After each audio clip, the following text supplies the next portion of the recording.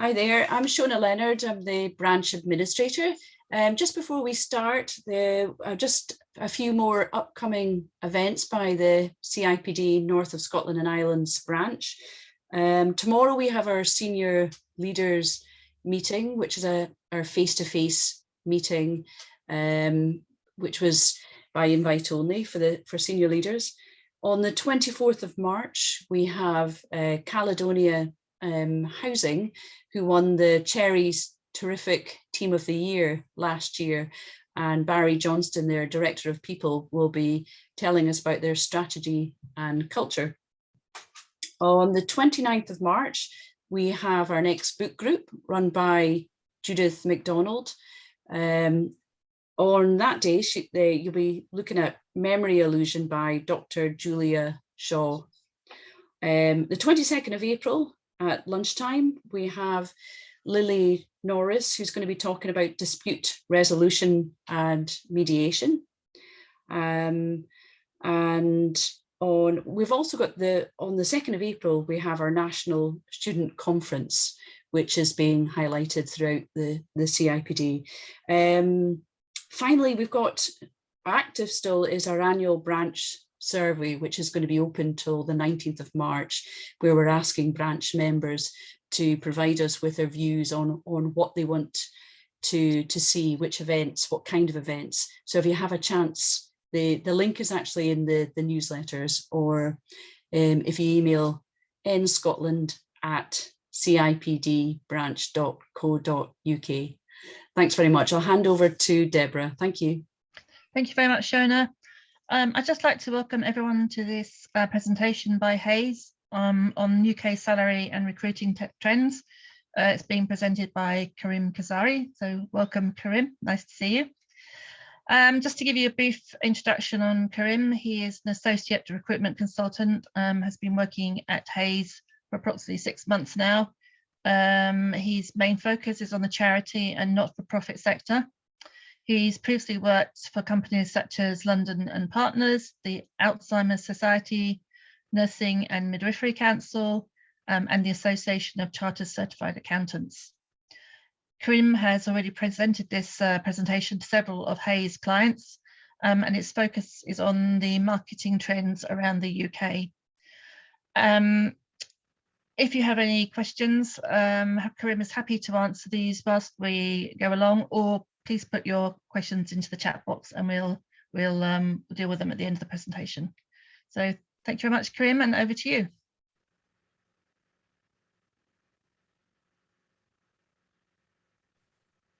Hello there. Good afternoon, everyone. How are we all doing? So yeah, thank you so much for the fantastic introduction. So just to give you some context on myself, I started out at Hays 6 months ago, and one of the things we do here at Hays is we have our own salary guide. And this has been going on for the last 8 years. This is our 8th annual salary guide, and it basically talks about marketing and salary trends throughout the last 8 years. There's been a response rate of 23,000 people, and that covers all different sectors. Yeah, let's get to it. So yeah, as I say, it does cover responses from private, public, and not-for-profit sectors. So professionals all across the UK. This presentation in particular will have a focus on Scotland. So of course, if you have any questions, I'll be happy to answer them for you. So I think to start off with, I think we should start off with some positivity. There has been a boost in the positive nature of the job market. We are definitely in a period of post-COVID recovery, and especially when I started here, it was more of a case of I didn't know what to expect. You know, at the moment, there is a lot of positivity when it comes to looking at the job market and looking at things that are happening after the pandemic. So just to move on, so confidence levels are basically back to where we were pre-pandemic. So we did start this salary guide in 2013, 14, I believe, and there was a lot more positivity back then. So just to compare, 64% of all the people that we surveyed they are more optimistic about the economic climate and employment opportunities within the next 2 to 5 years, and that has risen from 33% in 2020. Likewise, a lot of employees, especially in all around the UK and in Scotland, they are less concerned about the wider economy and its impacts. And that is actually 81% in comparison to the 53% in 2020. So moving on to the next slide. So 80% of employers across the UK, they are planning to hire in the next year. And that is actually the highest percentage that we have recorded in the 8 years that we've done the salary guide. This has actually increased from 70% that we had in 2020. And so in marketing, actually, this is actually 81%. And that is an increase from the 67% that we had in 2020. So definitely there is a lot of rapid acceleration. So roles have become a lot more niche, and a lot of employers are looking to find those candidates. And of course, you know, there's more need for hiring across the UK. And there is definitely a high demand for the talent. We have the organizations are basically taking advantage and trying to seize the moment with all the hiring that's going on. So just to give you some background, according to our analysis, in the last 6 months, there have been a lot of jobs that have been registered. This is in the UK. So just in London alone, there've been 42,000 jobs that have been registered. And so with these roles, these are specifically marketing roles. You have a lot of jobs being registered, especially product managers, marketing assistants, marketing managers. And this goes throughout the entire country and through all different industries.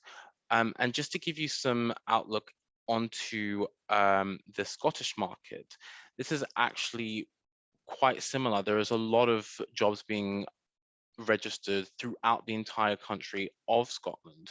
And again, to give you some background, a lot of that. So this is specifically marketing facts. So product manager is the most registered job, but it goes through all different sectors.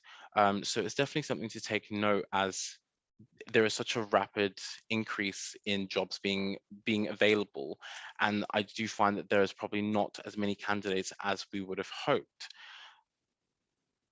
So the one thing that we can note is that there is a huge skill shortages, and this is reaching the new heights, especially in comparison to previous years. You do find that in other sectors, in various different sectors, you are finding a lot of challenges in finding candidates who have those niche skills, and that's a challenge that a lot of employers are facing. So in terms of the UK overall, 86% are finding, 86% across the UK have told us that experienced skill shortages have happened in the last year. And that is actually an increase from 2020, which was 77%. So if we look at marketing specifically, 80% of employers have said exactly the same thing. And that's a slight increase from 2020, which was 77%. So this is actually meant to be one of the biggest problems. And it's an ongoing problem that's going on. Just under 3/4 of employers are expecting to have a shortage of suitable candidates over the next year. So if we move on to the next slide. There has been a high demand for soft skills. If you look at the top soft skills needed, you do find that they are very much personal traits. So for example, communication and interpersonal skills, the ability to adopt change, and also problem solving. This is something that we can work on as employers. There's something that we can work on, so we are able to develop those skills. And for example, a lot of the top skills that employers are wanting to develop are people management, negotiation, and critical thinking. Now, when people look at a CV, you will have people who have those skills on their CV, but it's a lot of these things are sometimes you can't necessarily just learn them off the bat. You do have to develop those skills throughout your career and also throughout your time at your roles. So there is a gap between soft skills employers and especially with marketing professionals, there is a need to improve a lot of the people management and negotiation skills. With 54% of all the people of all the employers that we surveyed looking to improve people management and 41% looking to improve on negotiation. So if we look at the recommendation of the 2022 salary guide, we do find that there is an importance of upskilling and reskilling. It is really important to make training an everyday part of your career, of your experience at work. I mean, as I say, like I've been at Hayes for 6 months now, and I'm constantly learning things every single day. It's not just a case of I go to a training session and and that's it. And to put it simply, you need to invest into it. Training needs to be invested and promoted for the prospective employees. And having said that, you don't want to miss out on the talent. Lifelong learning needs to be embedded into the organization, and you need to encourage the employees to identify these gaps and manage their own learning to upskill. So as I say, a lot of employers are planning to hire across the UK and also across marketing as well. And they are planning to hire people who don't necessarily have the required skills, but they do have the intention of upskilling them. And a lot of employees are actually preferring more support for training. And this is directly influenced by the COVID-19 pandemic. Having said that, 27% of employers are offering more support for training, and that goes for 28% in the marketing sector. And it is a direct impact from the COVID-19 pandemic. So there have been impacts through legislation, and challenges have been created due to Brexit and IR35. 37% of employers believe that Brexit has actually decreased their ability to hire the right people. There are also challenges being faced due to legislation such as IR35, which was actually enforced in the private sector last year in 2021 in April. So the changes that affect certain organizations do actually affect interim workers as well as permanent workers. So just over 52% of employers across a range of professions have engaged with these workers due to the reform making it harder to actually hire after 2021. So there has been a lot of movement in job seekers. At 52% of employees are actually looking to change their job in the next year. That's the lowest percentage we've had since we started the Hayes Salary Guide. And that is definitely a direct impact from the pandemic, but not just that, also due to reforms such as IR35 and because of Brexit. Our surveys do reveal that although there is a lot of positivity, there is also a lack of employee movement, which is actually worsening skill shortages. Now, there has been a lack of morale over the last 2 or so years, especially due to the pandemic causing a lot of redundancies and a lot of people losing their jobs. And although there is a huge amount of hiring intentions, and it's the highest that we've had since we started the Hayes Salary Guide, in the last 12 months, 52% is absolutely the lowest that we've ever had.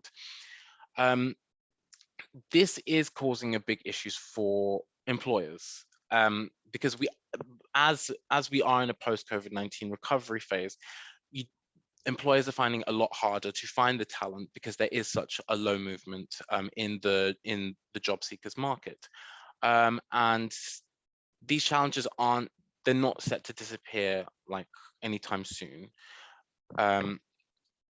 So the one thing that we can take from that is that although there is a lot of positivity and there is a lot of people hiring, we do need to take into consideration that a lot of people are looking for that security and not necessarily wanting to move to another role. So this is one I actually really enjoyed. A lot of employers are looking to offer hybrid working. Now, it has become a bit of the norm where hybrid working is being offered throughout the UK. And 47% of the UK are actually offering hybrid working, with 72% specifically in marketing hiring for that as well. Now, 17% of the UK, of all the people that we've surveyed in the UK, are looking to offer hybrid working, and this is currently under review. And employers who let staff choose how often they work from home, for when they work from home due to hybrid working, has also increased. Now, it is a very important fact because it has, you know, it probably wasn't the norm pre-pandemic to have a normal hybrid working basis. Now, a lot of organizations still don't have this basis, but it's definitely changing, and the pandemic has had a specific influence on this.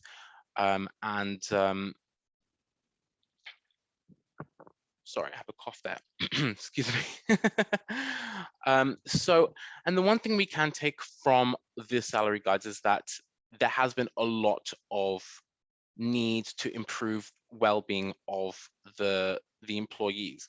Now, especially post-pandemic, it has become very important to look at a new role and look at the organization's purpose. And that's definitely, if we look at the 86% that the UK have overall, well-being has become such an important factor. It's not just a case of you look at a role and you look at a salary, you look at the entire organization. And a lot of employees, specifically 36%, are looking for more well-being support, and this is directly influenced by the COVID-19 pandemic. Oh, that's my mistake. Sorry. So an organization's purpose will help to motivate their key stakeholders, and that includes employees and employers. But it also will affect investors, customers, and throughout that, it will create a better economic. It will create a better economic and environmental place to work at. So next. So going back to skill shortages is causing wage inflation. There's no doubt about it. So 2.1% of the average salaries, specifically in marketing, has gone up by 2.1%, and in the UK, it has gone up by 2.8%. Now, this is definitely a combination of inflation and also a post-COVID recovery. No one expected this to happen. The rapid increase in the recovery after COVID was much greater than we expected, which, you know, is not necessarily a negative thing because it does affect salaries and it also does affect the job market. But as I say, you know, it's something that we need to take into consideration because we weren't prepared for this, basically. So just a brief mark on salaries. There's the highest increase in salaries, specifically in marketing. Now, 2.1, so 3.4% has an increase in insights and 3.2% increase in general marketing. And within marketing, some of the areas that you see will include these, but of course, marketing, you know, is very broad, and it remains to be seen how long this wage pressure can be sustained for. But employers must certainly be thinking about other ways that they can find and attract talent without solely just relying on a salary. So thank you so much for attending this presentation. So just to give you some background, the Hays salary guide is available online. It is completely environmentally safe and friendly, and I'd be happy to answer any questions that you may have. Thank you.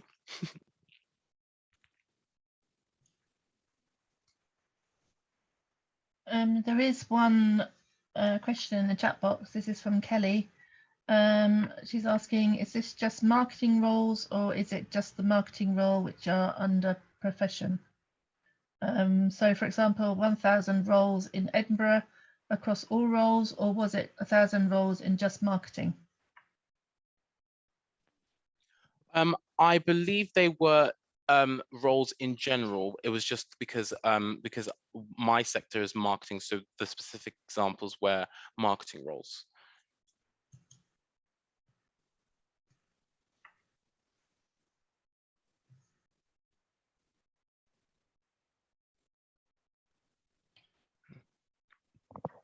Does anybody else have any further questions for Karen?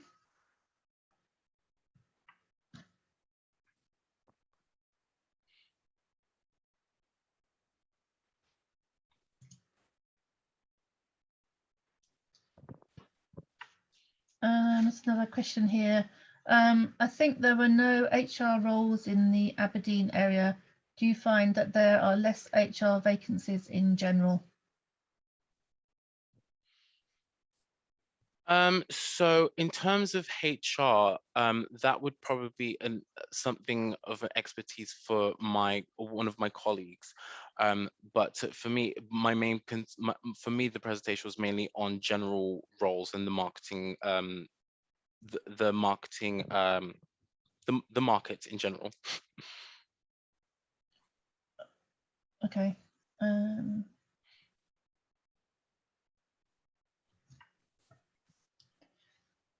Did that answer your question, Hazel, or not really? I'm happy to pick up the question on HR if that's helpful. Yes, please go ahead. I'm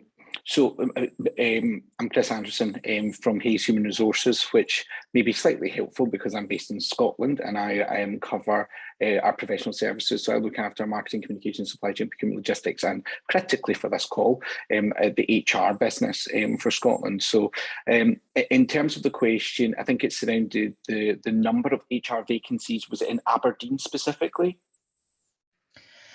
Yes, I think there were no HR roles in Aberdeen area. Do you find that there are less HR vacancies in general? To be honest with you, I cover obviously the Scottish market for HR. We are desperate for candidates right now. We have never had more HR vacancies registered than now. I would be probably more keen to maybe understand what vacancies that you're looking at, because obviously the niche roles, your talent reward and L&D tend to be fewer in terms of volume, but critically right now we are seeing a massive volume between that HR advisor, HRBP and HR manager level that we actually can't sustain currently in terms of trying to get candidates for.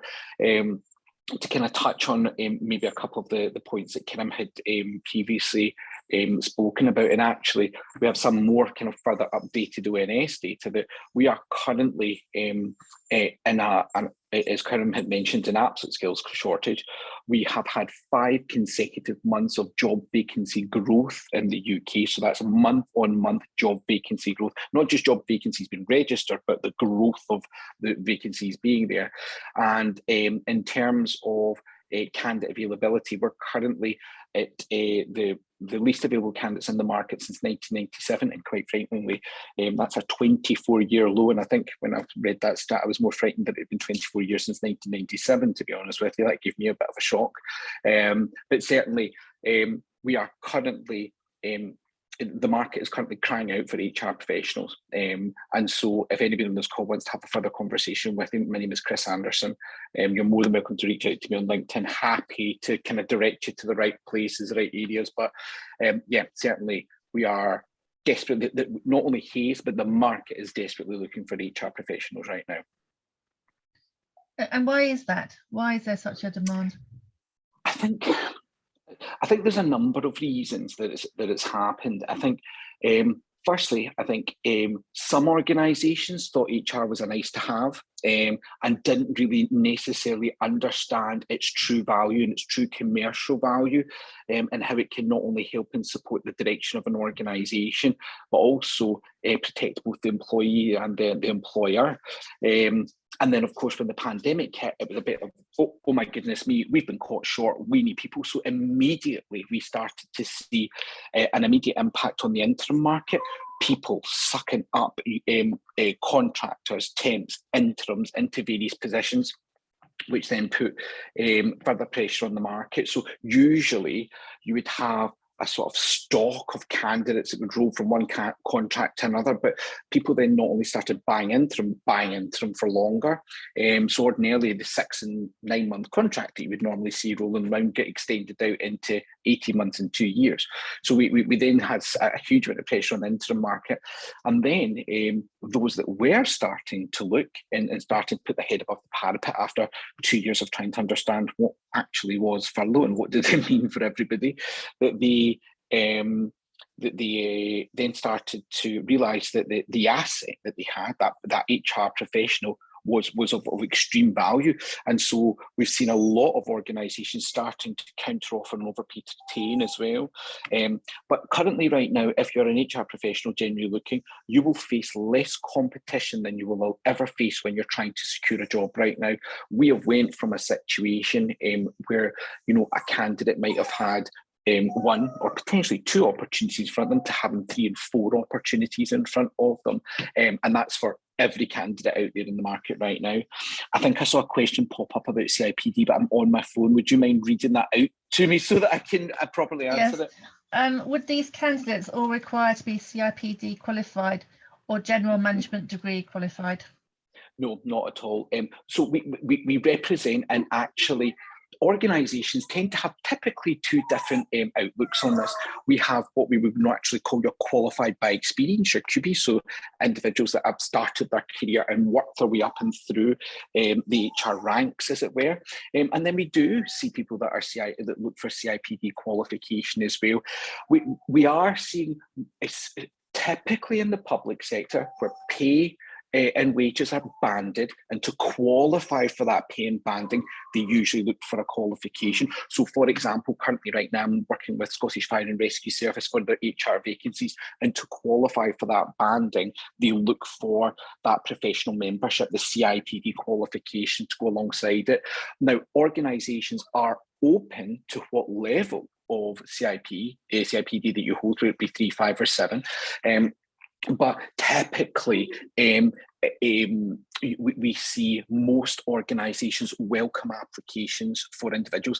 But what we are seeing is now a general trend in the HR market whereby after salary, what can organisations offer? So we are seeing people put out and dangle the carrot to say to individuals, well, look, we know you're an HR professional, we know you've done it for a number of years, come and join our organisation, and not only will we pay you a great salary, but we'll pay for your training and your membership. So we are seeing these value adds being added into contract terms as they're trying to attract people in to organisations.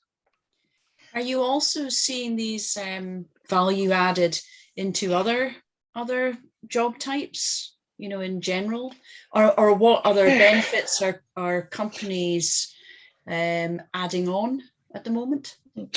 Interesting question. When we look at benefits in general, obviously when you're in the public sector, you can't add in any cash benefits or bonus. So that's out the window immediately. And it's a really interesting question. Actually, we've had a lot of organisations have to go back to the drawing board. And what I mean by that is a really interesting example is we work with a very reputable charitable organisation that's got offices throughout Glasgow and actually they have a network throughout Scotland. And they, for example, used to offer hybrid working, part of their standard terms and conditions. They used to allow individuals to work from any of their sites and locations and work from home. And typically, if they didn't want to, they didn't have to go into the office.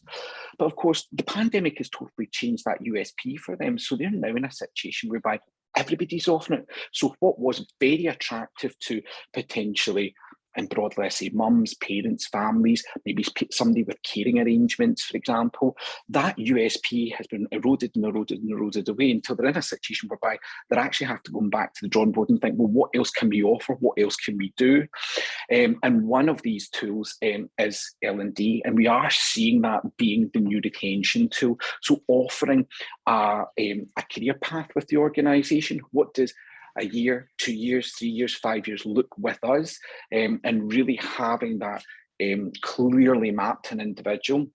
But then we are also seeing organisations buying in L&D. And by that, what I mean is not necessarily L&D that's aligned to the business. So if you take Hays, for example, we've actually, we offer some L&D free to our clients, and the links can be shared with you guys if you want to have a look at it. However, we also use Go1, who is our content aggregator platform. And what they do is provide a range of L&D courses and also vocational things as well to help retain and upskill individuals. So to give you an example, I've got a colleague who sits within our technology business right now who's doing his Lean Sigma 6, I think it is, the green belt currently for project management. Now, he's not a project manager, but ultimately, if anything did come to the business, it allows him to continue to progress. So it's then giving more people more opportunity to tailor what they want to do. So we're seeing pieces like that come out. So and then when it comes to other contractual hooks, we are seeing the return of sign-on bonuses. We're seeing the return of finishing bonuses for interims to get people to stay in contract for longer. We are seeing the return of additional annual leave and incentives. So it depends on the organisation and it depends on the industry. But what I would say is we have slightly, ever so slightly moved away, because if you're familiar with our What Workers Want guide, and if you're not, we can do a presentation on that. It's due to be re-released again.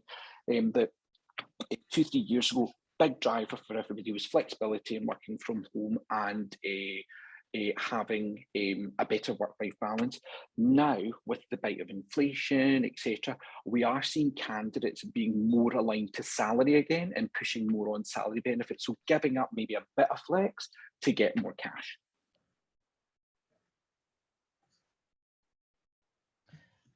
That was a lot of information there. Sorry, No, but that was fantastic because you get really passionate about the HR market. So it's something that I really enjoy looking after. But I think this whole concept of other reward basis other than salary is really interesting, and what other companies are doing, because it's people like you that can have the overview and that can give us this information. And the fact that just to give a share with yet another kind of almost bizarre example is we've had organisations actually pull back on some of their recruitment strategies. So to give you an example, there's another charitable organisation that's in Glasgow, but again has offices kind of throughout the west of Scotland. And what they are doing is they're actually stopping recruiting and going to quarterly recruitment, because they believe that by continually to recruiting and their name constantly being in the market, it's actually damaging their brand, and they're actually seeing less applications when they advertise more, because people then think, oh, there's something wrong there. So they're actually doing a bit of a project and a kind of test bed right now about, right, we're going to go and change to quarterly to see if we can get an increase in our application flow, because what they have is probably, I would say, an 80% frontline staff to 20% corporate services. So that's where their volume has to come to sustain their business. And then as well as that, trying to either maintain or stay above living wage wherever they possibly can. And what are the areas where you're saying, apart from HR, where are the other big growth areas? Or to be honest with you, I don't think there's a specialism within our business across the 21 specialisms where we're not seeing unprecedented demand. technology, we used to call it Hayes IT, we rebranded to Hayes Technology, and if anybody knows anything about technology, it's like a foreign language. It's absolutely unbelievable.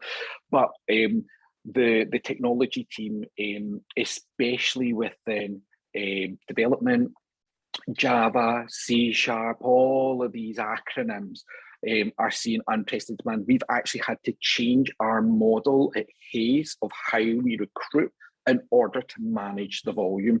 And interestingly, our technology business is, in fact, I would say, a kind of 80% interim business. So it kind of bucks the trend. It's interesting that, you know, that is still a very buoyant business. But I think it's because of the nature of the candidates within that and the nature of the contracting market that drives that behaviour.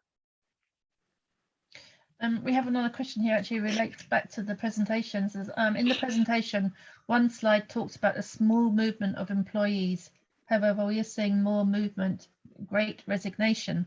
Is this data because this was surveyed early in 2021 or just before this increase? Or is this what you believe is currently still is, as it's not my perception? Within HR or just generally, sorry? It doesn't say. It was well, maybe it's to do with marketing because it was in the presentation. So potentially, it's generally. Generally, I Yeah. mean, if you pick up any publication right now, and if you pick up any you know, broadsheet, you will see this piece around the Great Resignation. We have never had more people move jobs than we have ever had before, and certainly that. When this guide was created, I suppose this is a problem in the world that we live in right now, because technology and things move so quickly because of the advancements that we have, that what we gathered, when you consider it's almost probably 6 months ago right now, has fundamentally changed all over again, or has had an impact in all over again. So we are seeing more people move than ever before, and move for higher salaries. Now, what I would probably say, if I was a betting person and having a background in economics, is that we cannot continually sustain these wage growths and wage increases. And I think organisations will forgo and pay higher wages to secure the candidates that they are potentially looking for in order to fill gaps. So you'll probably have read in the press over the last wee while that we are paying certain sectors and certain individuals, you know, excess amounts of what we'd usually paid in order to do the job they do. And of course, anybody with a keen eye in human capital management is obviously going to look at these cost bases as the weeks and months continue to roll. And so I would maybe forecast, if it was possible to do, albeit that we are fixing a problem right now by paying more than the market is the market can continue to sustain, as I'd maybe forecast that there'd be, off the back of a great resignation, potentially a small consultation in maybe a year or so's time to come, because ultimately, under the barrier of protections, organisations have 2 years to make a decision on whether or not to continue, or they can do a change programme or a change management within 2 years, and obviously do change programs, potentially do redundancies within their 2-year period. Okay. Has anybody else got any more questions, or shall we wrap up? Deborah, just one from me, because I suppose it looks at the rate of inflation, and there was just a UK CIPD event last week where the forecast was heading towards 10% from sort of April, May time. And whilst we see that 2.8% as sort of the general across the UK, and I appreciate the reports sort of 6 months, should I say, behind. I'm just wondering what sort of Hayes's forecast is for that increase for I suppose wage increases across the board moving forward, because I don't see the 2.8% being sustainable if we're getting 10% or higher inflation. Yeah, you're absolutely right. We're currently at 8 right now. We're seeing 8% wage growth.